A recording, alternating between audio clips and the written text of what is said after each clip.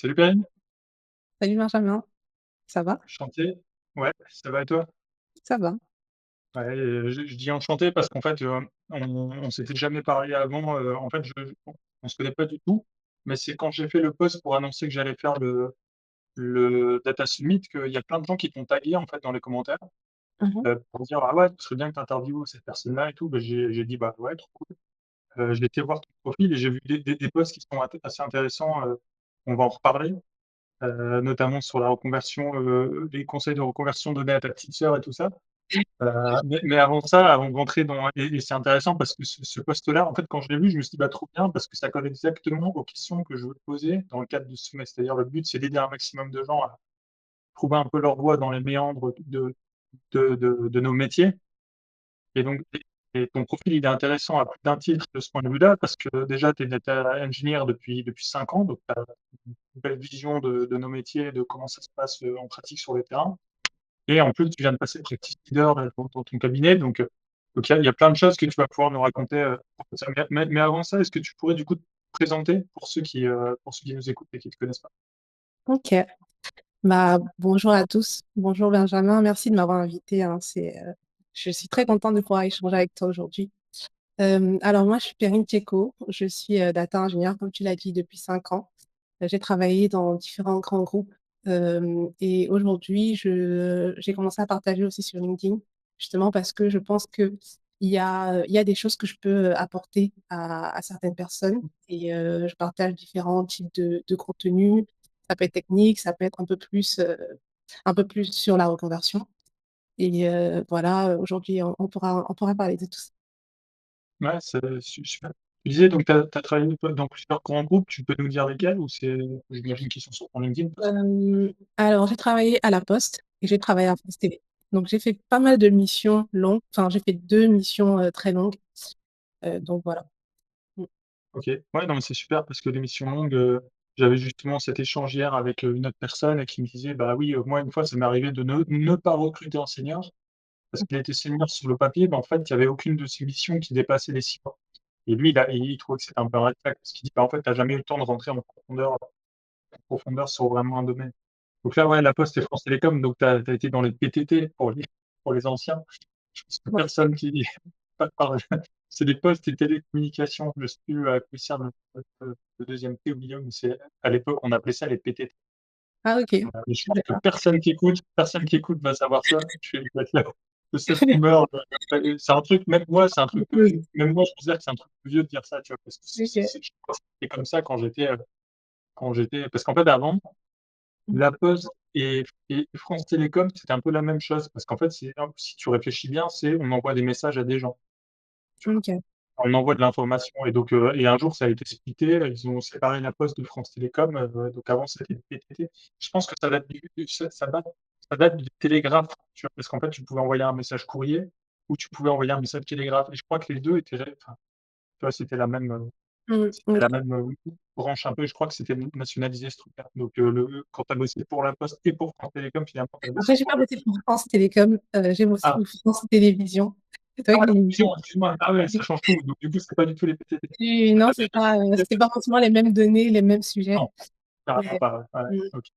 Ah, c'est super intéressant. La data dans la télé, ça doit être quelque chose d'intéressant. Mais du coup, on va comment tu t'es retrouvé à bosser pour ces boîtes? Comment tu t'es retrouvé à faire du data engineering, en fait?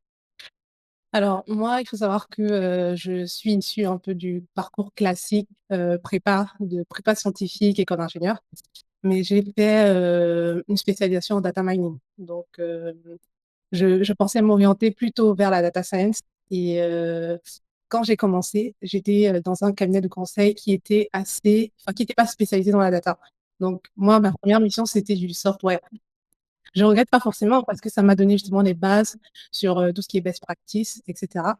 Mais c'est comme ça que j'ai commencé et de fil en aiguille, je me suis retrouvée dans une mission où je faisais du Spark, du Kafka et bah, en fait, j'ai continué jusqu'à travailler sur GCP et avoir 5 ans d'expérience du coup. OK, hyper intéressant. Donc du coup, la première mission que tu as fait où tu as fait du software, c'était à la Poste, finalement? C'était à la Poste, oui. Et C'était et à la et Poste. avant de revenir là-dessus, est-ce que tu peux décrire un petit peu, il y avait quoi dans le contenu de ton master, enfin ou de ton diplôme en data mining. C'était quoi comme cours que vous avez vu là-bas? C'était des cours de il y avait un petit peu de modélisation, d'algorithmes, de machine learning. Il y avait un petit peu de ça, il y avait un petit peu de, ouais, ça date, hein, donc je saurais pas te dire, mais c'était du Panda qu'on faisait. On a fait un petit peu de Spark. Ok. Hem, voilà. Après, il y avait aussi toute la partie, bien sûr, enfin, c'est une école d'ingénieurs du numérique, donc du coup, il y avait du Java, il y avait du Python, et cetera. Mmh. Ok, donc pour le coup, pour une fois, c'est un peu, tu as eu la chance de tomber sur une école qui est pile dans ce qui est demandé ensuite par nos métiers. Ouais. Parce Oui, qu'il y a enfin, un en paquet de partie, en tout cas. Parce que, voilà, tu vois, moi, typiquement, Kafka, j'ai appris sur le tas, parce qu'on faisait pas du tout ça. Heu, ouais. donc il y a quand même eu des choses que j'ai dû apprendre, en mission, quoi. Ouais, bien sûr, mais ça, c'est Mmh. normal. Enfin, parce que déjà, on peut pas tout apprendre. Et puis, si tu essaies de tout apprendre avant d'arriver en mission, de toute façon, c'est trop. Et puis, ce que tu as appris, le temps que ça te serve, si jamais ça te sert pas dans ta première mission, de toute façon. Ouais. Donc, mais il y a quand même plein de gens qui sortent d'école bootcamp, tu vois, du Spark, ils en ont genre pas fait du tout, tu vois. Mmh. Donc, je pense que ça aide un petit peu. Le seul bémol, c'était peut-être le cloud, mais c'était difficile en 2018 de savoir que le cloud allait devenir aussi présent partout. Mmh. Donc, OK, donc ouais, ça, c'était finalement une école assez intéressante et qui prépare bien, enfin, qui prépare pas trop mal, on va dire, à nos métiers. Donc, du coup, première mission software. Ouais. Et Et donc là, Java Spring Boot, faut te dire. en quoi? JavaScript, c'est ça que tu as dit? Java Spring Boot, Ah, Java Spring Boot. Ouais, OK, ouais. d'accord. Donc, ouais, bah, et Mmh. finalement, et donc, qu'est-ce que tu en as retenu de cette mission? Qui te Bah, sert aujourd'hui en data? heu, j'ai fait beaucoup de microservices. Est-ce que je dirais que ça me sert en data? Pas forcément, mais toute la partie, par exemple, test unitaire, test d'intégration, toute la partie, de programmation orientée objet, j'en fais plus maintenant, mais j'en ai fait un petit peu quand j'ai travaillé avec Scala et oui, oui, c'était pas mal. OK. Mmh. OK, super. Et ensuite, du coup, donc, toujours donc, j'imagine que ces 2 missions-là, elles ont été faites dans le même cabinet de conseil où tu es aujourd'hui? Non, j'ai changé de Non? cabinet de conseil Ouais, tu as entre-temps. changé de Après, j'ai pas OK. fait que 2 missions. Je te parle vraiment des missions les plus importantes. J'ai fait des missions un petit peu plus courtes, mais voilà, j'ai eu une mission en gros pour, schématiser un petit peu. Ma première mission, c'était à la Poste et c'était du coup du dev. Ma deuxième mission, c'était encore à la Poste, mais là, c'était du data engineering. Ah, d'accord. Après, j'ai eu d'autres petites missions, qui bon, dont j'en parle pas forcément parce que voilà, c'est des missions de parfois de quelques mois. Et ensuite, j'ai changé de cabinet de conseil et là, je suis passée chez France Télévisions où j'ai eu ma mission, plutôt GCP, Spark, Airflow et cetera. OK, d'accord. Et du coup, c'est intéressant parce que tu disais que tu as fait du Kafka et que tu l'avais pas appris en école, Mmh mh. heu, et mais ça n'a pas dérangé finalement le recruteur que tu arrives, ils savaient qu'ils avaient besoin de quelqu'un pour faire du Kafka ou c'est quelque chose qui est arrivé au cours de la mission? C'était déjà dans la mission, D'accord. mais Et c'était donc, pas un tu projet. savais en te recrutant qu'on a OK, on a besoin de quelqu'un qui fait du 4K, mais finalement, ils t'ont recruté alors que tu en avais jamais fait, sans doute parce que de toute façon, ils avaient personne en fait qui en avait jamais fait, qui arrivait déjà. C'est ça. Enfin, à partir d'un moment, je sais qu'on recherche beaucoup de seniors, mais à partir d'un moment, quand on sait qu'il y a des juniors et qu'on veut des juniors, bah, on s'attend à ce qu'il n'ait pas tout fait. Donc je pense que, bah, ils étaient au courant et ils étaient OK par rapport à ça et finalement, ils étaient aussi contents de voir ma progression et de voir ma montée en compétences. Mmh. Ouais, bien sûr, mais moi, je demande pour en fait, c'est surtout la question, je la pose parce que en fait, moi, je connais la réponse, mais c'est pour rassurer un peu les gens qui nous écoutent et qui se disent: «Oh là là, je connais pas Kafka, qu'est-ce qui va m'arriver?» J'ai eu la même chose, j'ai été envoyé en mission chez Total Energy. Il fallait faire pareil du streaming avec Kafka, j'avais jamais utilisé. Ils m'ont dit: «Bon écoute, c'est codé en Python, tu vas te débrouiller, tu prendras le code qu'il faut pour faire du Kafka». Mmh. Et puis en fait là-bas, il y avait quelqu'un qui savait déjà en faire, donc il m'a montré un peu comment on se connectait, comment on récupérait le streaming et puis à partir de là, je me suis débrouillé. Donc n'ayez pas toujours tout ça pour dire quoi? N'ayez pas, peur de postuler à une mission, même si vous répondez pas à tous les critères parce que je pense que je sais pas si tu t'en souviens encore, mais j'imagine que dans la fiche de poste, il était écrit Kafka indispensable ou Kafka, fortement conseillé ou que sais-je. Mmh. Et Je sais pas, mais effectivement, ce que tu dis, c'est très vrai et je rajouterais même enfin, moi, c'est ce que j'ai fait personnellement, de déjà faire attention aux missions qu'on choisit, surtout quand on commence. Il faut prendre les missions qui sont intéressantes, les missions où il y a des technos, voilà, qui sont demandées, mais aussi s'assurer, en quelque sorte, qu'il y a des seniors dans la mission. Parce que ça sert à rien de partir dans une mission où on ne connaît pas la techno, où on va apprendre un peu sur le tas et on va mal apprendre. Et finalement, on va avoir des mauvais réflexes sur des choses où on aurait pu mieux apprendre s'il y avait quelqu'un qui nous accompagnait, quelqu'un qui nous aidait. Donc moi, franchement, dans toutes mes missions, j'ai toujours eu quelqu'un qui m'a apporté quelque chose aussi. Donc, si je peux donner un conseil, vraiment faire attention à la structure de la mission en termes techno et aussi en termes équipe. Est-ce qu'il y a quelqu'un qui, voilà, saura te faire apprendre ce que tu ne sais pas faire? Mmh. Ouais, ça, c'est un vrai conseil. Moi, c'est un de mes posts qui a le mieux marché. Je crois que c'est un post, j'avais posté ça avec un mème, d'un personnage, pas des Simpsons, mais de Futurama, je crois, qui plisse les yeux comme ça en mode, «Attends, mais si je recrute un junior, je dois le former?» Tu vois? Et j'avais mis, «Si vous rejoignez une entreprise, faites gaffe à ce qu'il y ait un senior», justement pour toutes les raisons que tu dis. Et c'était un mec, le truc, je crois qu'il avait fait genre 700 likes à une époque où je devais avoir 15 000 abonnés, tu vois? C'était énorme. Et en fait, il y a enfin, tout le monde est d'accord avec ça. Le problème, c'est qu'en fait, des seniors dans la data, on en manque cruellement, tu vois? Et on a beaucoup aussi de j'allais dire c'est pas des faux seniors, mais c'est des seniors qui, avant, eux, n'ont pas eu de senior, tu C'est vois ce que ça? je veux dire? Et Oui. moi, c'est mon problème, j'ai jamais eu de senior dans ma team. J'avais des mecs un peu plus calés que moi, mais c'était pas des seniors, seniors. Et donc du coup, pour progresser, j'ai dû ma chance dans cette histoire, c'est que je suis bilingue. Donc j'ai pu énormément me documenter sur le contenu anglo-saxon, qui est beaucoup plus Mmh. poussé que le nôtre. Et donc mes seniors, en fait, je les ai trouvés sur internet. Et donc c'est ce que je dis à la fin du post, que si vous avez le choix entre une mission où il y a pas de seniors et 0 mission, bah, c'est toujours mieux de trouver du boulot. Donc du coup, prenez la mission, mais par contre, soyez au courant que vous allez pouvoir vous former sur votre temps libre. Donc toi, ouais, tu as toujours eu des seniors. Qu'est-ce que tu en retires de ton expérience avec eux? Qu'est-ce qui t'a été le plus utile dans le fait d'avoir quelqu'un à côté, qui avait plus d'XP? Mmh. Ça te demande beaucoup de rigueur. Moi, j'ai eu des seniors qui étaient assez carrés. Ta mère ne passe pas si elle respecte pas les conventions. Donc, ça, je trouve que c'est vraiment hyper important aussi de développer cette forme de rigueur-là. Euh, Après, ça m'a permis aussi d'apprendre plus rapidement. Je pense que si j'étais toute seule derrière mon écran, bah, j'aurais pas appris autant que si bah, il y a quelqu'un qui t'explique, voilà, ce code, peut-être que tu n'as pas compris, ou tu peux poser des questions. Et surtout, tu peux prendre des notes, hyper important, parce que poser des questions 3 fois la même question à une personne, à un moment, voilà. Donc, je pense que c'est vraiment ça qui est intéressant. Après, moi, les seniors que j'ai eus, et je trouve qui est très bien aussi, c'est des seniors à qui tu peux pas poser des questions tout le temps. Dans le sens Mmh. où tu prends quand même le temps de regarder, tu prends le temps de chercher, de regarder sur Stack Overflow, parce que bon, c'est trop facile de se dire, je comprends pas, je pose la question directement. Mais non, à un moment, bah, tu sais que la personne qui est en face de toi, il va te demander, est-ce que tu as regardé? Et Mmh. si il arrive à trouver la réponse en 5 secondes, bah, t'as chaud au fait. Ouais, tu l'air Donc, con, tu l'air con et où tu prends la sauce, quoi. Ouais. Ouais, non, mais c'est clair. Après, ouais, moi, je dis toujours, quand tu poses la question à quelqu'un, dis-lui déjà, en fait, ce que tu as cherché. ouais. Alors: «Ah tiens, j'ai tel problème, j'ai cherché, j'ai trouvé ça, mais ça répond pas», et comme ça montre que tu as cherché. Mm. Parce que Moi, sinon, j'ai comme tu essayé dis, ça. ouais, la personne, elle est pas à ta disposition, quoi. C'est ça. Mm. OK, et du coup, donc après avoir fait toutes ces missions et avoir été au contact de ces seniors et tout ça, tu as commencé à prendre un peu de bah, monter, suffisamment en compétences. Et là, donc du coup, dans ton ESN, tu es passé, practice leader.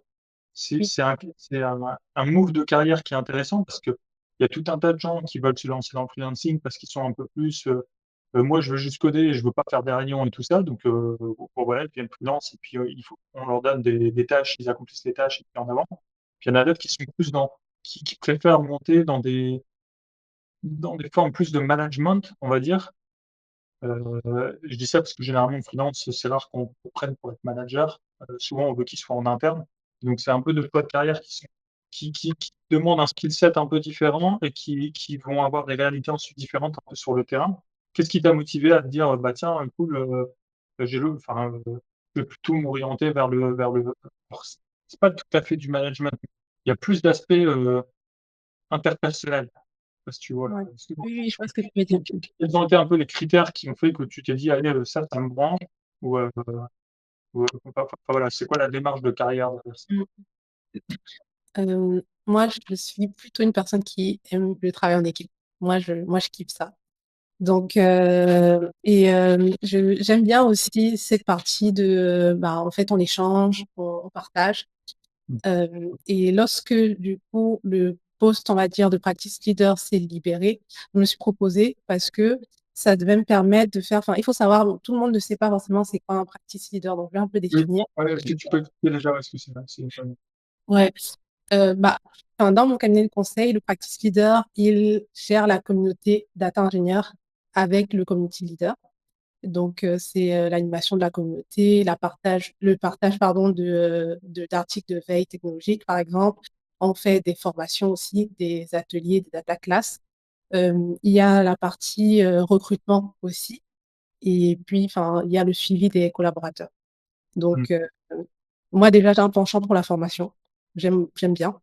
Je pense que dans la suite de ma carrière, peut-être en parallèle de ma carrière, je ferai un petit peu plus de formation. Mmh. Et la partie recrutement aussi, ça me permet, moi, de travailler, le recrutement. En fait, le fait d'être de l'autre côté du processus, bah, ça te donne, en fait, des billes. Tu comprends pourquoi il faut répondre ça, tu comprends pourquoi on te pose telle question, parce que toi, Mmh. tu te mets à poser aussi ces questions-là.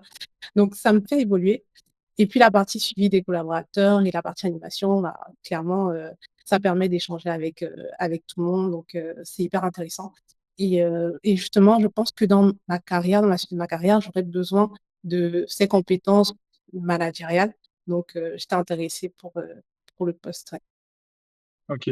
Ouais, non, et alors comment ça fonctionne? Tu continues, j'imagine, à être en mission chez ton client, Mmh mh. mais on te libère une journée par semaine ou on te libère une demi-journée par semaine pour faire du l'accompagnement, de la formation, comme tu disais, du suivi de CV et autres? Pas tout. Actuellement, bon, je suis practice leader depuis quelques semaines, donc D'accord. c'est Ah oui, tout OK, récent. ouais. C'est vraiment tout récent.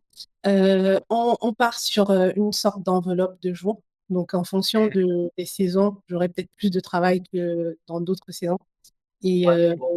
et du coup, c'est pas vraiment une journée par semaine, c'est plus, OK, tu as une certaine enveloppe, comment est-ce que tu vas gérer? Que lorsqu'il y a des formations et que tu dois les préparer, bah, tu prends une journée. Lorsqu'il y a des entretiens, tu t'organises et cetera. C'est un peu comme ça.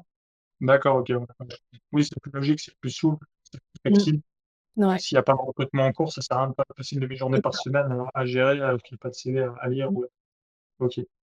Hem, donc ouais, ça te fait une belle expérience, une expérience reconnue aussi par tes pairs et par tes collègues puisqu'ils ont accepté de te prendre à ce poste pour diriger un peu, pour leader la practice.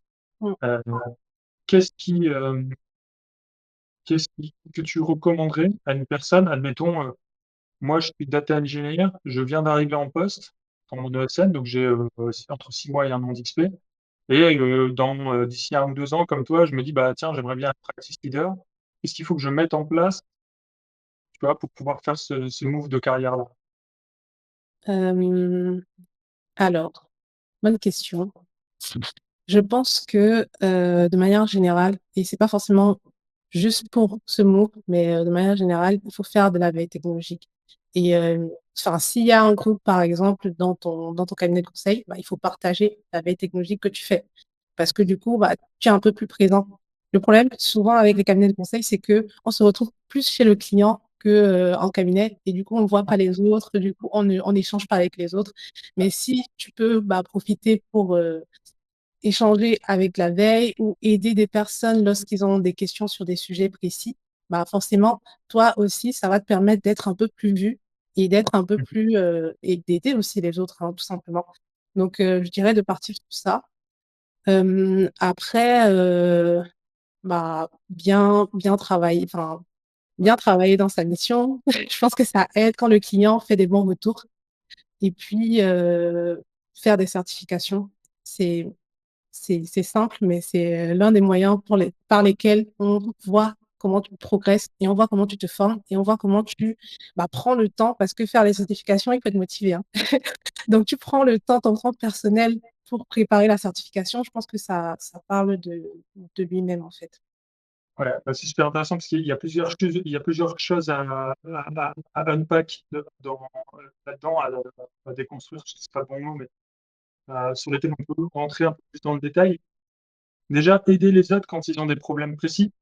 Quelle forme est-ce que ça prend? Vous avez un Slack, vous avez un Teams d'entreprise, vous avez, ou c'est par coup de téléphone? Comment déjà tu es au courant que tes collègues ont un problème? Parce qu'ils sont, Mmh. comme tu l'as dit, ils peuvent être chez d'autres clients. Et puis comment ensuite tu arrives à faire savoir que tu as aidé les autres personnes? Parce que si tu les aides tout le temps, mais personne n'est au courant, finalement, c'est peut-être pas non plus. C'est clair. Bah, enfin, nous, on a un Slack où des personnes peuvent partager lorsqu'ils ont besoin. Après, moi, typiquement, lorsque j'ai eu ma certification et que les gens ont été au courant, bah, il y a pas mal de personnes qui sont venues me dire comment est-ce que tu as fait? Est-ce que tu peux nous Ah, dire qu'est-ce que tu as utilisé? Et du coup, bah, là, j'ai partagé aux gens. Après, bon, je n'ai pas forcément dit à tout le monde que voilà, j'ai partagé mes ressources à tout le monde, tu vois. Mais c'est vrai qu'après, rendre visible ce que tu fais, c'est encore un autre problème. Enfin, un problème. Et je j'ai pas vraiment de solution. Je pense qu'il faut juste parler à ton manager, enfin, que si tu discutes avec ton manager ou si tu fais ton bilan, bah, de dire que voilà, pendant l'année, moi, j'ai aidé tel, par rapport à ça. Tu sais que j'ai eu la certification, bah, tel est venu me poser la question et je lui ai donné des infos. Donc oui, donc le point de départ de l'aide, parce que je voulais aussi revenir là-dessus sur les certifs. Le point de départ d'être capable d'aider, c'est d'avoir réussi un truc et du coup tous les autres viennent te voir en disant: «Ah tiens, comment tu as fait pour faire ça?» Du mmh, coup là, tu peux les aider. Et donc on peut enchaîner du coup sur les certifs parce que moi ça m'intéresse beaucoup. Donc toi, tu as les certifs GCP, je crois, oui. spécifiques.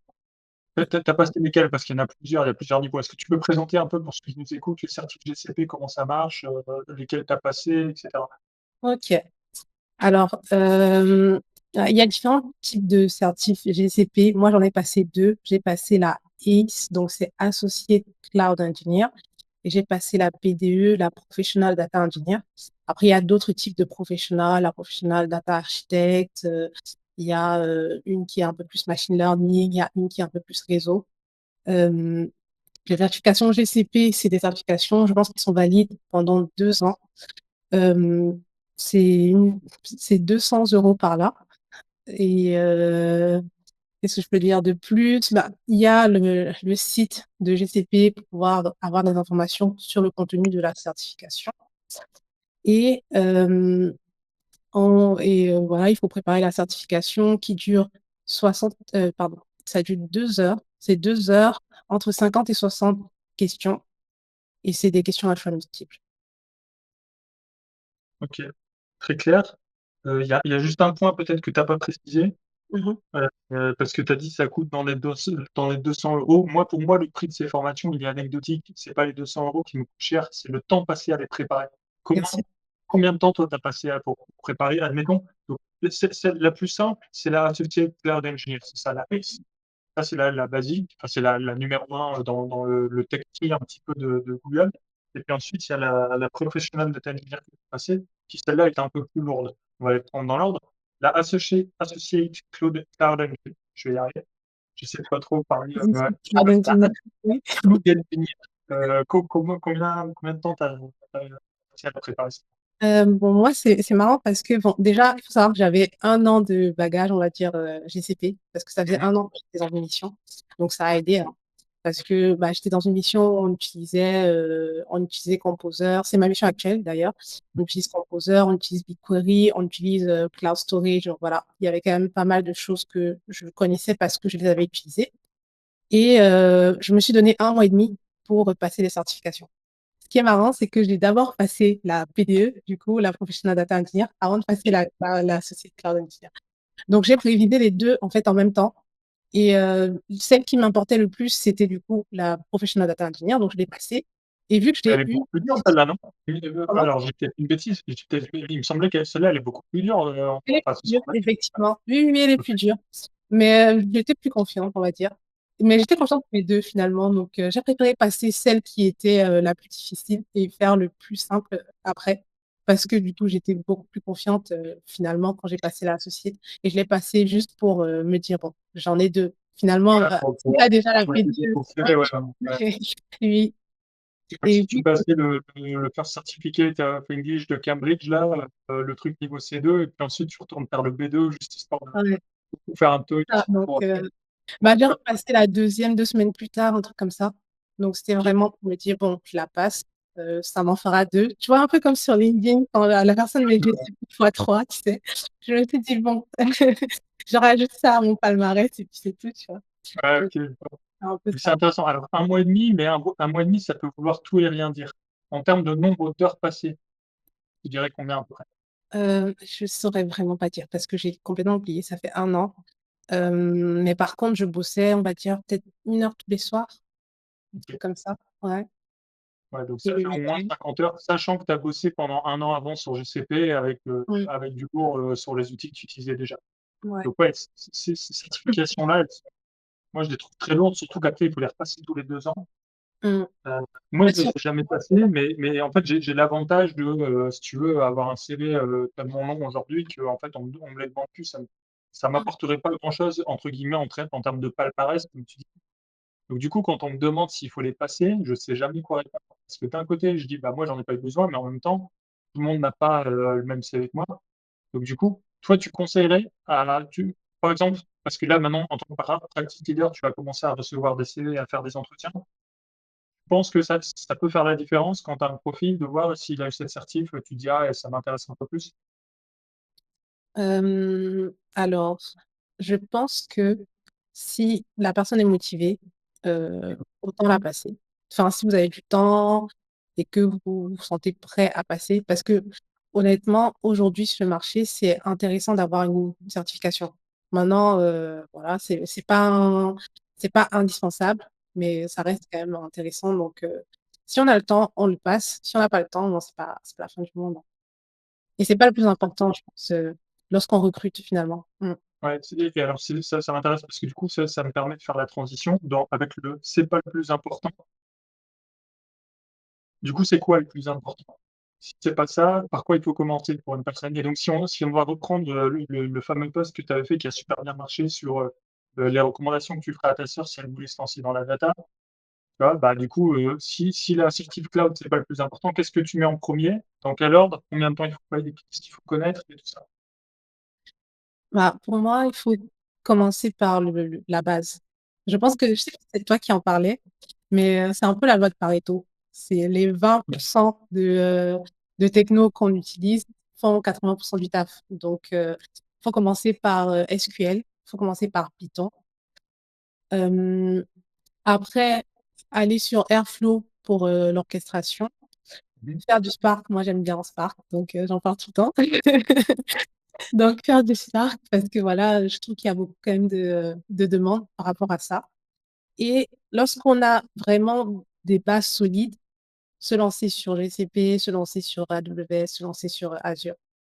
C'est OK, comme ça que et c'est là que ça devient ouais, mmh, excuse-moi, et du coup, c'est là que ça devient intéressant parce qu'une fois qu'on a des bases solides, on peut s'attaquer sur un cloud, mais qu'est-ce que tu appelles des bases solides? Jusqu'où il faut aller, par exemple, en Spark, admettons, si on prend Spark que tu aimes bien, qu'est-ce que tu considères? Voilà, tu reçois des personnes en entretien, quel type de questions tu serais susceptible de leur poser pour savoir s'ils maîtrisent bien Spark? hem, pour enfin en entretien, heu, moi je pose souvent les questions du style, les optimisations, des optimisations. Hem, bon là, ça me vient pas forcément, mais je pense que enfin, ça dépend de ce que tu veux dire. Est-ce que tu te limites à de la formation ou est-ce que tu te limites à enfin, est-ce que tu regardes quelqu'un qui a fait une mission avec Spark? Parce que c'est pas la même chose. Oui, bien sûr. Il faut pas se dire: «OK, je vais apprendre Spark à fond», alors que tu peux pas le mettre en pratique dans une mission. Donc faut toujours, voir la limite entre, OK, je me mets à fond sur le truc et ça reste un peu théorique et là, je peux le mettre en pratique parce que je suis dans une mission qui utilise Spark.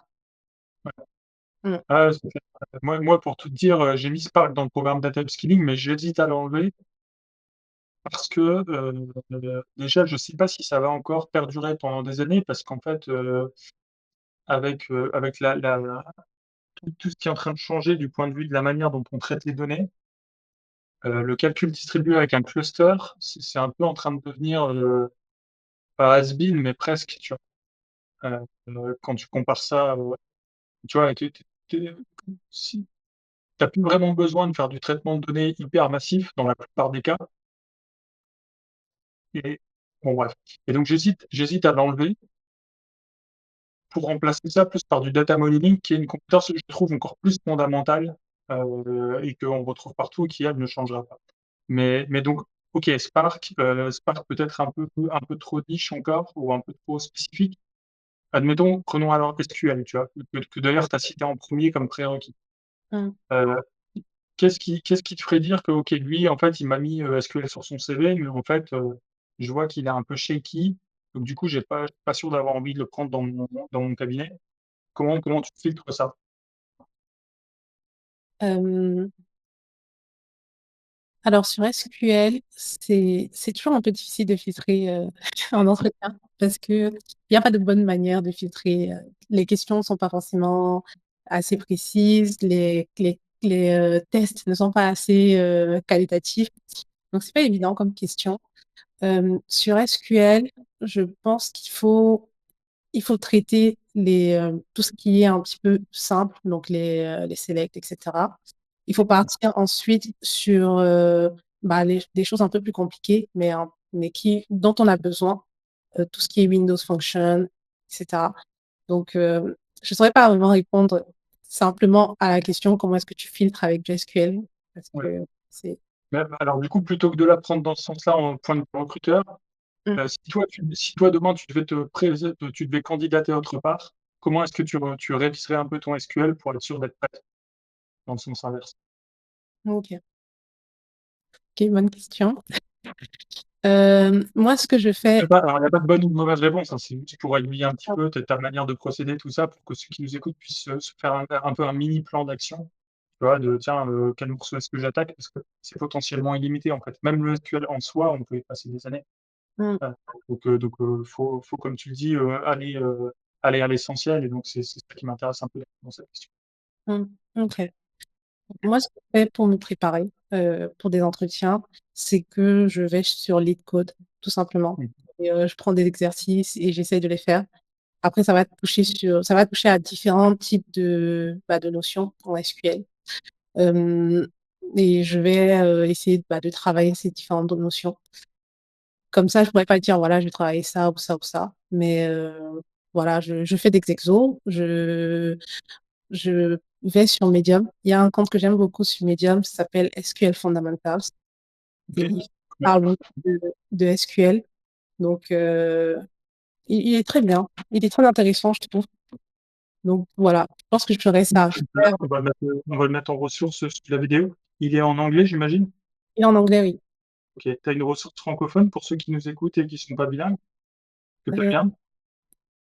non, je sais pas. Voilà, toi ta mission pour l'année prochaine, c'est de faire le SQL Fundamentals francophone, sur Medium. Qui fait si je le tente. Tu pourras dire à ton community leader que tu as fait ça et ça c'est encore un bonus de ton côté. Mmh, Ouais, non, mais parce que c'est vrai qu'on manque de ressources en flux. mmh. Il y en a quand même plein, C'est mais clair mais que vraiment, vraiment pas autant que dans le monde de le faire. mmh, mais on n'a pas le choix, hein. Enfin, il faut être réaliste aussi. Je pense que si on veut être data ingénieur ou dev, bah, il faut connaître, l'anglais. Un minimum Ouais, en mais tout cas, c'est pas pour simple. pouvoir lire, pouvoir D'accord. mmh. Et toi, tu as appris l'anglais comment du coup? À l'école, ça t'a suffi? Ou il a fallu que tu fasses des efforts en plus? C'est une vraie question, ça j'en parle jamais, mais c'est vrai que c'est très important. Bah, moi, actuellement, je suis pas encore bilingue, Mmh. donc c'est justement là la question, comment est-ce que j'aurais retravaillé ma formation? J'aurais vraiment mis l'accent sur l'anglais. Mmh. Hem, mais j'ai appris l'anglais à l'école. J'ai app Tout simplement. Ce que je fais aussi actuellement, c'est que j'écoute des livres en anglais, donc ça me permet de développer aussi, Mmh. l'écoute. Dans la lecture, lorsque je lis des articles et je travaille pas assez l'oral malheureusement, mais ça me suffit en tout cas pour mon poste de data ingé.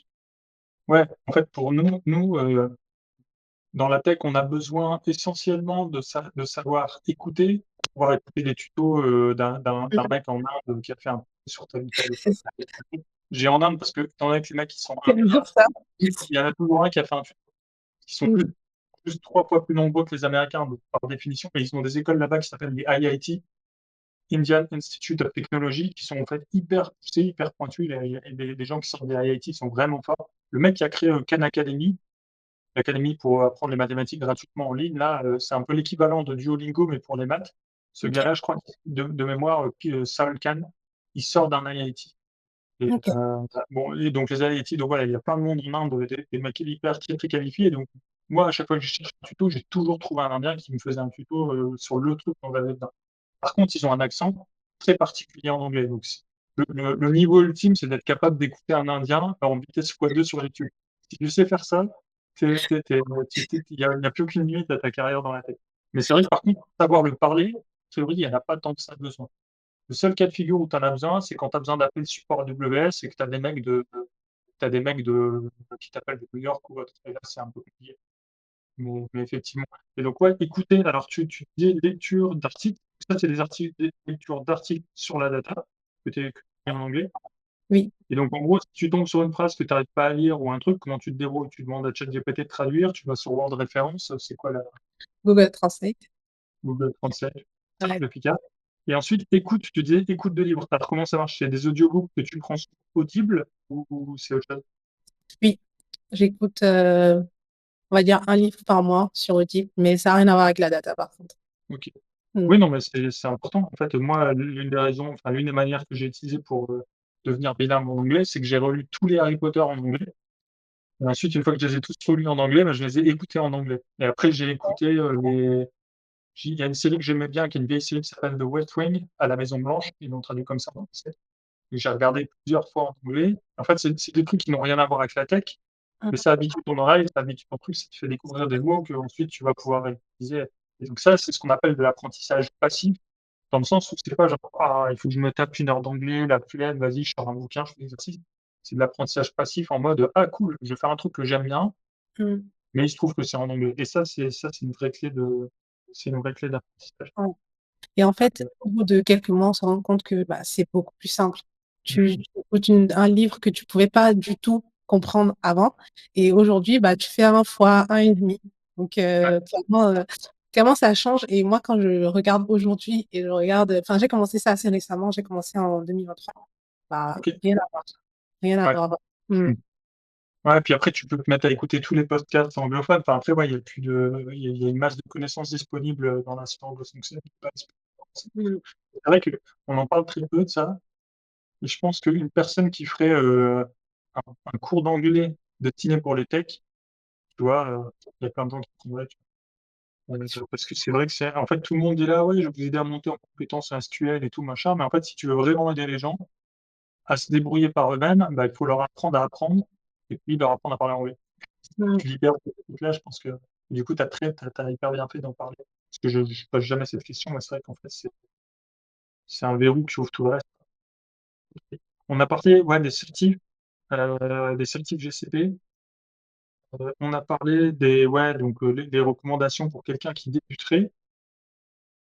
Qu'est-ce que tu donnerais comme recommandation maintenant à une personne, non pas qui débute, mais qui, ok, elle n'a pas 5 ans d'XP, donc elle n'est pas encore practice leader. C'est pas sûr qu'elle veuille le devenir, tu vois. Tous les intermédiaires qui sont dans ton équipe, là, on va dire les semi-juniors, ils ont 1 an, 2 ans d'XP. Ils ont plein d'options à leur disposition. Tu as une voie particulière à leur conseiller, quelque chose dont tu penses que ça va prendre plus d'ampleur à l'avenir, je sais pas, des BT Snowflake, que sais-je, un truc qui vient à l'esprit où tu te dis, tiens, stratégiquement, ça pourrait être intéressant de se lancer là-dedans en fonction de tel type de personnalité, ouais. Si tu vois un peu. En termes de techno, du coup. Ouais, en termes de techno ouais, alors, on va commencer par les technos et puis on verra si ça répond. Ok. Donc le gars, il connaît déjà SQL, il connaît déjà Python, il est bon. Euh, il est en train de passer sa certificat CP, what else? Euh, alors, je pense que bah, DBT, c'est pas mal. Typiquement, tu en as parlé. C'est pas mal. Je pense que ça s'apprend assez bien, vu que c'est du SQL, avec bien sûr autre chose, hein. Euh, quoi d'autre? Bah, moi, en général, ce que je dis, c'est qu'il faut apprendre sur le tas. Enfin, pas qu'il faut apprendre sur le tas, mais il faut s'adapter à la mission dans laquelle on est. Mm. Donc, si dans ta mission, il y a du Terraform, bah, fais du Terraform et fais-le bien, de telle sorte que quand tu finis ta mission, bah, tu peux dire, OK, Terraform, je l'ai fait, pas juste je l'ai vu, j'étais à côté, mais j'ai pas touché à ça. Et je pense que dans une mission, il y a toujours plusieurs technos. Il n'y a pas une seule techno que tu fais dans la mission. Et si tu t'intéresses assez, tu pourras bah, travailler sur Terraform, tu pourras travailler sur la CI, par exemple, de GitLab. Mm. Moi, je dirais de plutôt se concentrer sur les technos qui sont dans ta mission et de réussir à bien les faire plutôt que de dire en entretien, je pense qu'on le dit tous, hein, ça, bah, j'ai pas vraiment touché, c'était déjà en place quand je suis arrivée dans la mission et parfois c'est dommage de ne pas avoir profité à fond des technologies qui étaient dans la mission. Ouais, c'est intéressant. Je crois que c'est Tim Ferriss qui appelle ça le just-in-time information. C'est l'information just-in-time. C'est le just-in-time, ça vient du toyotisme. Et c'est avant, on avait des usines avec des stocks, et puis ça coûtait extrêmement cher de tout stocker le matériel et tout. Et les gars de chez Toyota, ils se sont dit, est-ce qu'on peut inventer un modèle dans lequel les stocks, il y en a très très peu, et toutes les pièces, elles sont livrées la veille ou le jour même où on en a besoin. Et ils appelaient ça le just-in-time. Euh, Ok, et donc c'est juste au moment où tu en as besoin. C'est vrai que moi, je suis assez d'accord avec toi sur le fait que passer un certain skill set de fondamentaux où là, tu vas pas apprendre Python pendant que tu es en mission, ça va être trop dur. Mais si tu as Python, si tu as SQL, tout ça, effectivement, après les missions, ça t'ouvre un arbre, il y a plein d'options, et tu vas pas passer 6 mois à apprendre Terraform si tu n'es pas sûr que dans ta prochaine mission, tu en auras besoin. Et ouais, je suis assez d'accord pour dire que c'est c'est- c'est- c'est la mission, c'est les missions que tu vas faire successivement qui vont un peu forger ton skill set, plus que toi qui vas forcément choisir la techno du futur et puis trouver tes missions en fonction, parce que ça dépend aussi du marché, en fait. Et puis c'est très difficile de savoir quelle techno va vraiment prendre le dessus. Donc ouais, faire des choix de carrière en fonction d'une techno, ouais, je trouve ça assez risqué.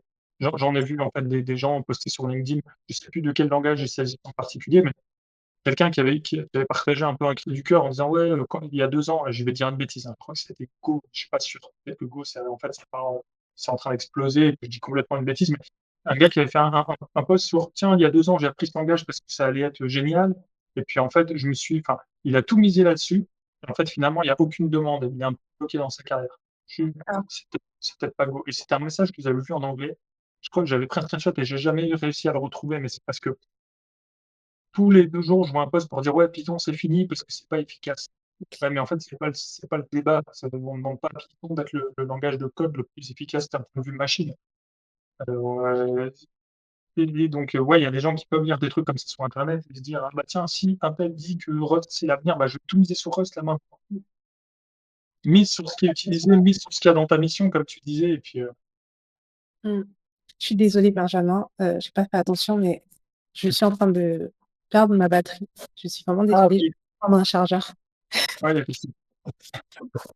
Euh, ouais, donc du coup, si pendant que Karim va chercher son chargeur, donc si je résume un petit peu, donc ceux qui sont en reconversion, donc il y a quelques fondamentaux, vous pourrez retrouver le post, je vais vous mettre un screenshot de ce post-là juste en dessous de la vidéo, les fondamentaux expliqués à ma sœur, et donc c'est Python, SQL, Git, euh, je crois qu'il y a Spark Airflow dans ce qu'elle a listé, Perrine, et ensuite en bonus une certif GCP. Et une fois que vous avez ça, quand vous avez trouvé votre première mission, vous faites attention, essayez au maximum, autant que faire se peut, de vous assurer qu'il y aura un senior pour travailler avec vous en tâche de cette. Ensuite, une fois que vous êtes en mission, bah, si vous voulez progresser, essayez d'aider les autres quand ils ont des problèmes précis, ça va vous aider à vous faire connaître. Et puis, de toute façon, en aidant les autres, vous allez progresser vous-même, parce que souvent on découvre des choses. Et puis quand on explique quelque chose à quelqu'un, on renforce sa compréhension de ce qu'on est en train d'expliquer. Et après, bah, les certifs, ça aide à pousser un peu le CV, voilà, à être reconnu dans sa boîte comme étant la personne qui a l'assertif. Et ça pousse aussi le CV un petit peu à l'avenir pour ceux qui veulent s'en servir un peu comme un badge supplémentaire moi j'appelle ça les indicateurs de crédibilité. Et donc une certif, ça vous fait un indicateur de crédibilité supplémentaire. Donc, bah écoute, de toute façon, donc là, tu as été parti chez ton chargeur, mais en fait, moi, j'ai plus de questions à te poser. On a couvert un peu OK. Ce qu'on peut nous donner comme conseil aux débutants et ce qu'on peut donner un peu comme conseil aux confirmés dans les différentes options qu'ils ont pour progresser dans leur carrière. Est-ce que tu as un dernier conseil ou quelque chose que tu veux partager, que ce soit sur la data ou même autre chose? L'idée de l'anglais, par exemple, parler de ça, c'est très intéressant. Mmh. Ou si tu as d'autres trucs qui viennent à l'esprit, Hem, Bah, faire de la veille. C'est ce que je dirais. Faire de la veille, c'est c'est intéressant, ouais, je vais rebondir là-dessus parce que c'est l'un des trucs que j'avais noté. J'avais noté 4 points d'exclamation et j'avais mis faire de la veille technologique, aider les autres et quand je t'ai demandé comment faire, tu m'as dit: «Bah, ça s'est passé avec le certif, du coup, tu m'expliques certif». Ensuite, j'ai rebondi sur les certifs, mais j'étais pas revenu sur faire de la veille.